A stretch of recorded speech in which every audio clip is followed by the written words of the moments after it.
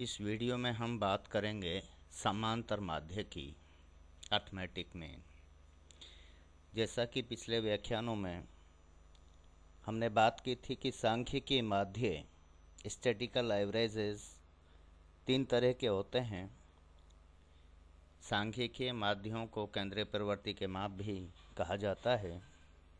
स्थिति संबंधी माध्य, गणितीय माध्य और व्यापारिक माध्य।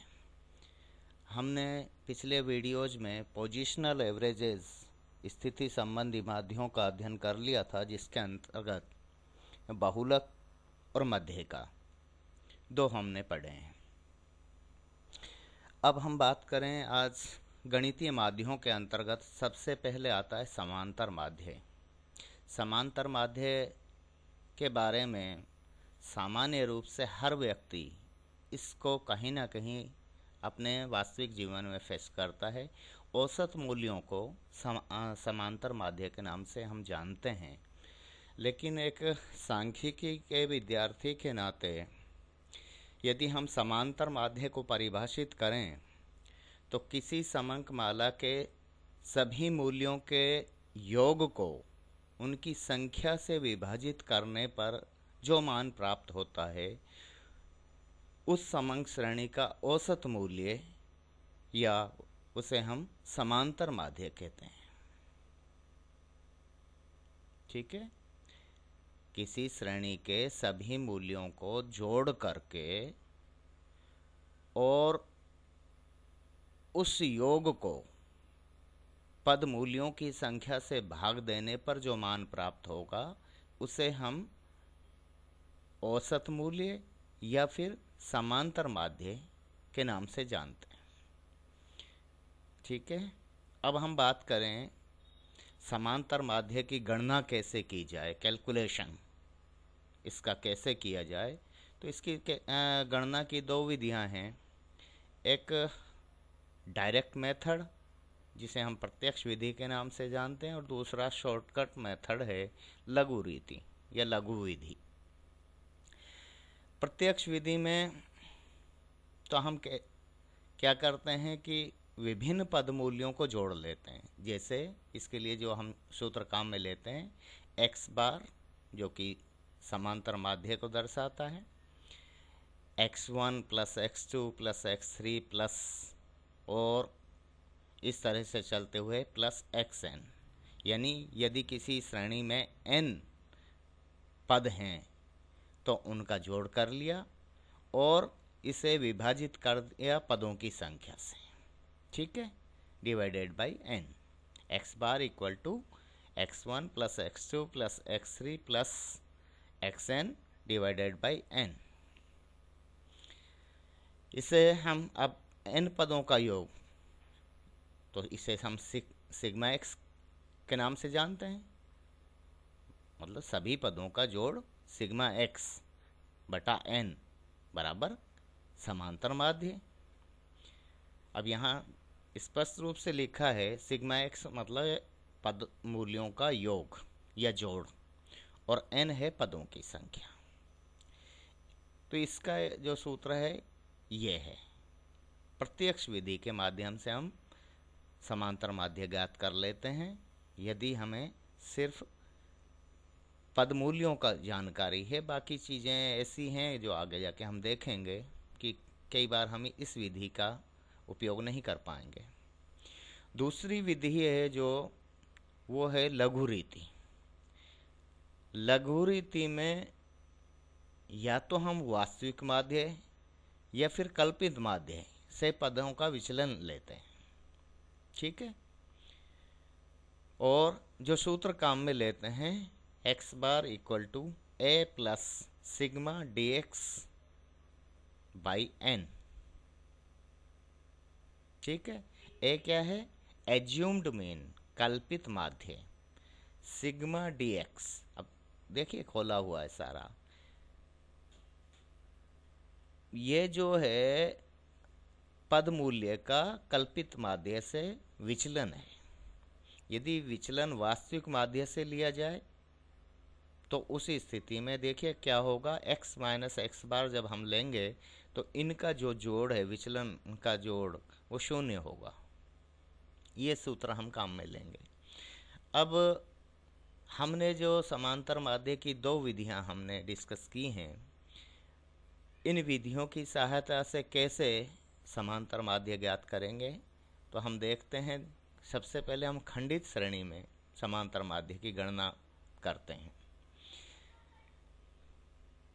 अब देखिए, ये तो व्यक्तिगत श्रेणी में हम इस तरह से इस विधि से, प्रत्यक्ष विधि से भी आसानी से कर लेते हैं। खंडित श्रेणी में समांतर माध्य, अब इन सब जो हम सूत्र काम में ले रहे हैं, जो भी हम डिस्कस कर रहे हैं, आगे जाके उदाहरण के जरिए, उदाहरण के माध्यम से इनको समझाने का प्रयास किया जाएगा।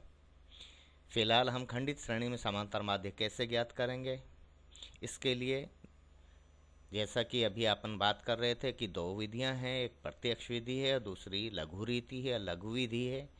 डायरेक्ट मेथड में x बार। अब देखिए, यहाँ जो आपने ये जो काम में लिया था, यहाँ तो सिर्फ आपके पास में पदमूल्य थे, उनकी सूचना थी।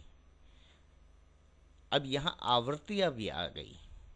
खंडित श्रेणी में आवृत्तियाँ दी हुई होती हैं कि किसी पदमूल्य का दोहराव कितनी बार है, तो उस स्थिति में सूत्र बदल जाएगा। अब x बार यानी समांतर माध्य equal to sigma f into x, f for frequency है, sigma F X by n, या फिर इसे हम ऐसे भी कह सकते हैं, n जो है वास्तव में तो ये आवृत्तियों का योग है, ठीक है ना।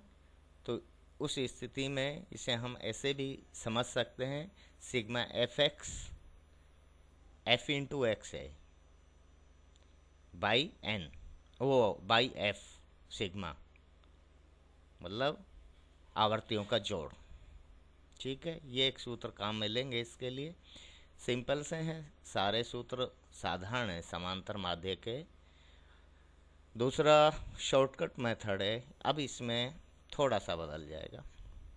शॉर्टकट मेथड में क्योंकि हम कल्पित माध्य से विचलन लेंगे, तो x बार समांतर माध्य equal to a plus sigma f into D x by n। अब यहाँ a तो कल्पित माध्य है, एज्यूम्ड मीन है, और dx आप समझ रहे हो कल्पित माध्य से मूल्यों के विचलनों का जोड़। लेकिन ये हमें ज़रूरत इसकी नहीं पड़ेगी, हमें ज़रूरत पड़ेगी sigma f into D x. तो x माइनस a जो कि dx होता है, डेविएशन, विचरण या विचलन,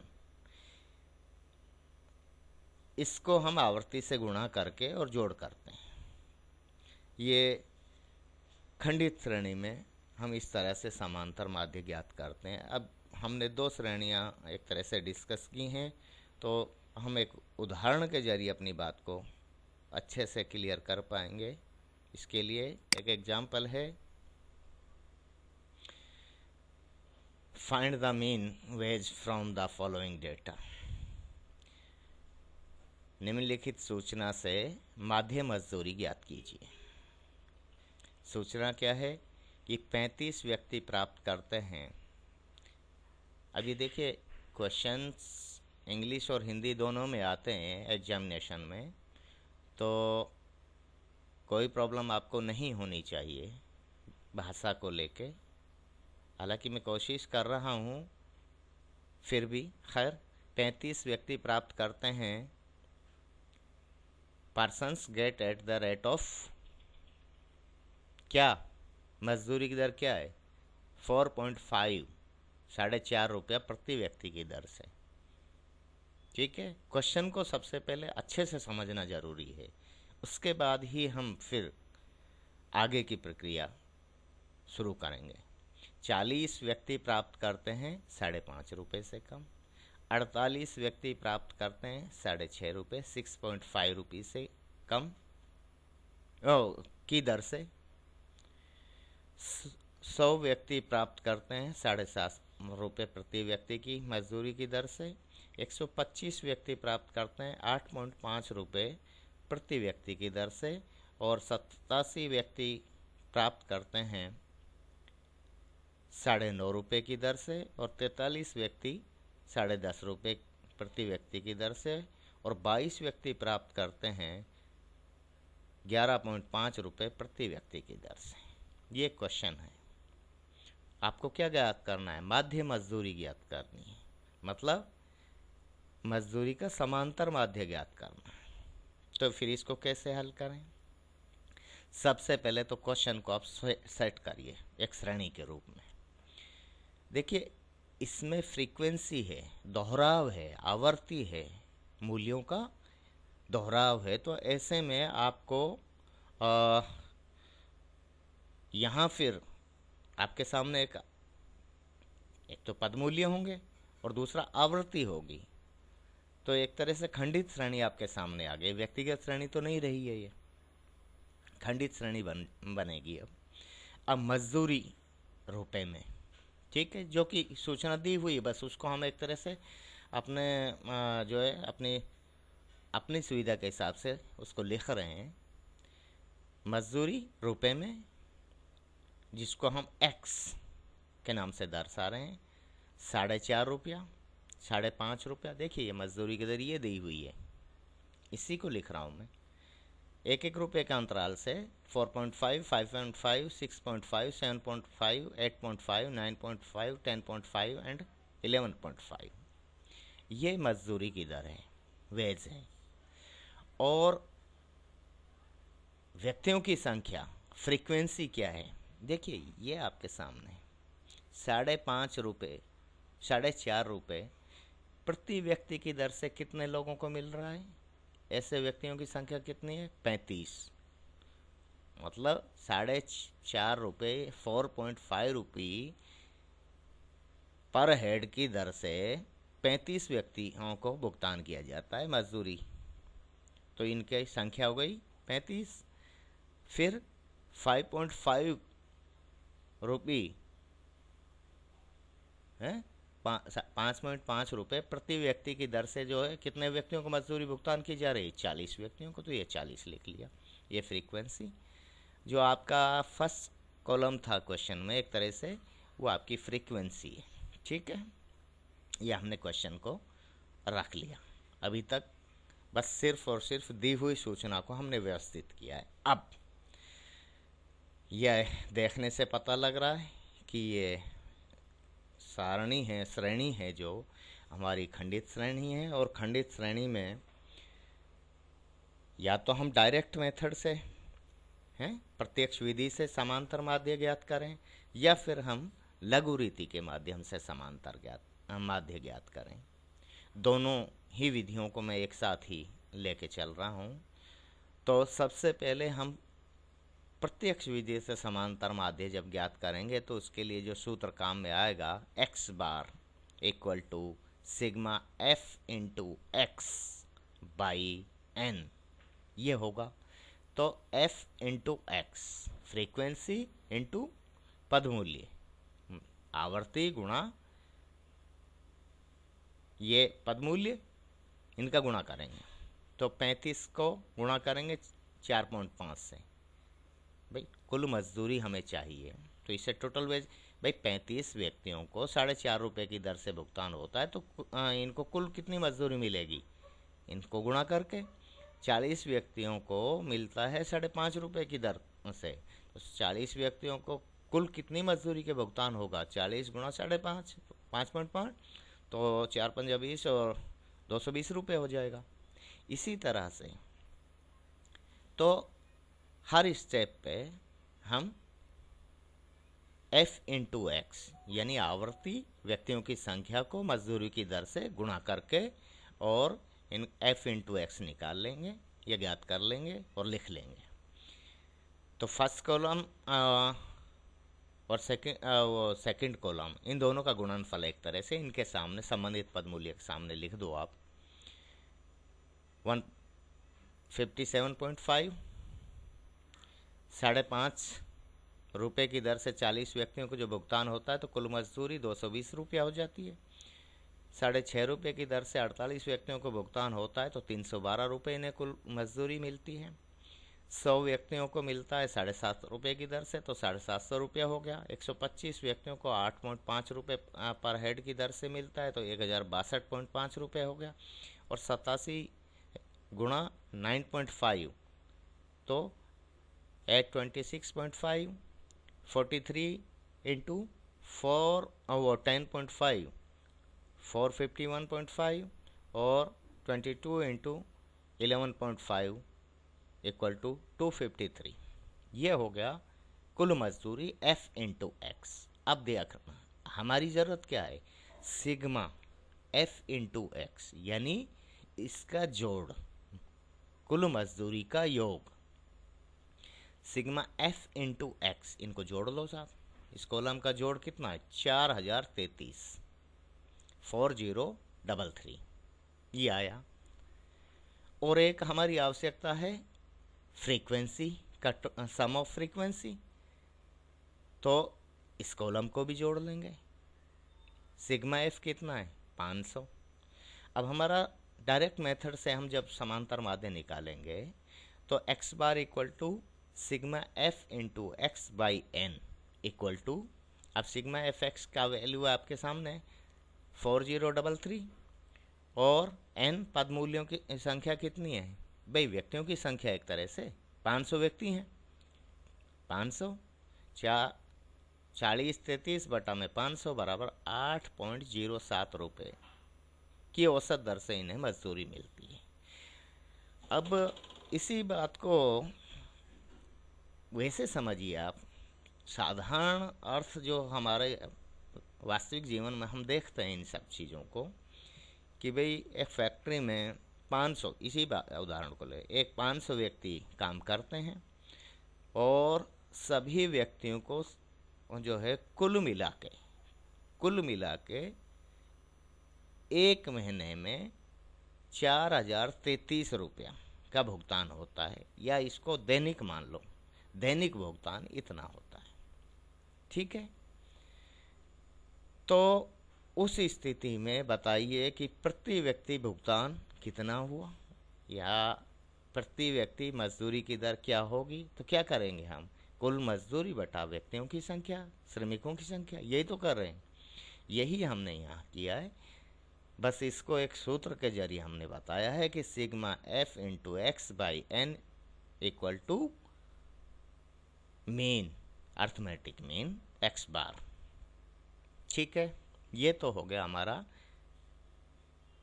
डायरेक्ट मेथड, प्रत्यक्ष विधि। माध्य या औसत मजदूरी, भाई समांतर माध्य दरअसल औसत ही होता है, तो औसत मजदूरी या औसत मजदूरी की दर हुई 8.07, ये हमने निकाल लिया। अब दूसरा जो मेथड है वो है शॉर्टकट मेथड, लघु रीति। इसमें क्या है कि हम कल्पित माध्य लेते हैं। ठीक है, अब कल्पित माध्य कोई भी ले सकते हैं और फिर हम विचलन निकालते हैं उससे। तो मान लीजिए, अब देखिए, हमेशा कोशिश करनी चाहिए कि श्रेणी के बीच का सा कोई मूल्य कल्पित माध्य लिया जाए पद मूल्यों में से। अब हम लघु रीति से समांतर माध्य कैसे निकाला जाएगा, उसकी गणना कैसे होगी, इसी सूचना के आधार पर इस बात को समझाएंगे। तो लघु रीति में सबसे पहले तो एक कल्पित माध्य चुना जाता है। जैसा कि मैंने अभी आपको बताया कि कोशिश ये रहनी चाहिए कि जो कल्पित माध्य लें, देखिए वास्तविक माध्य अगर हमने निकाल लिया है तो फिर हम कल्पित माध्य की ज़रूरत ही नहीं है, तो ये सारी चीज़ें ख़त्म हो जाती हैं।